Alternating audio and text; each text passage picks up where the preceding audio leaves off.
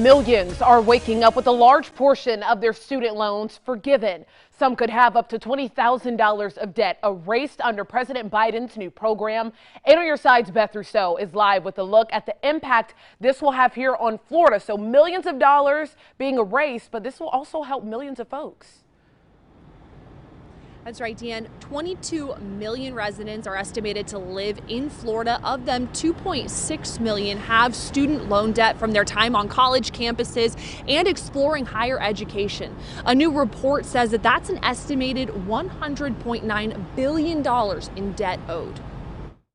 So it counts and loans are forgiven. President Joe Biden's student loan forgiveness program has some excited. I would greatly appreciate that. But others are skeptical. The first things that I think about are actually the unintended consequences that might come along with this type of debt forgiveness. Nationally, 43 million borrowers owe a collective $1.6 trillion in federal student loan debt, according to the Federal Reserve.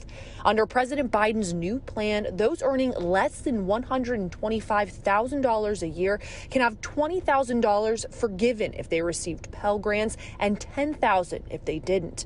It also extends the pause on federal student loan payments through the end of the year and allows those with undergrad loans to cap repayment at 5% of their monthly income.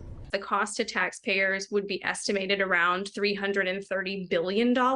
Economist Abby Blanco says this debt won't just disappear. When you have people who maybe paid off their loans or people who didn't go to college because of the expense, now suddenly they're being placed on the hook for other people's decisions.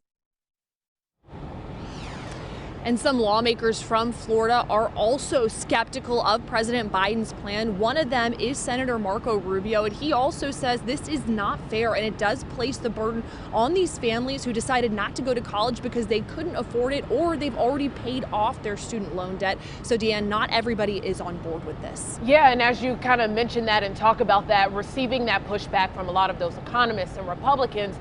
But a lot of folks want to know, how is the president actually justifying making this decision? So what President Biden is saying is we have all noticed the price of housing increasing, rent increasing, just everything in general. What he says this will do is hopefully allow families to get out from under that debt so that they can go ahead and invest back into buying homes or starting their own businesses. He's saying hopefully this will be really good for the economy, but again, only time is going to tell whether or not that will come to fruition.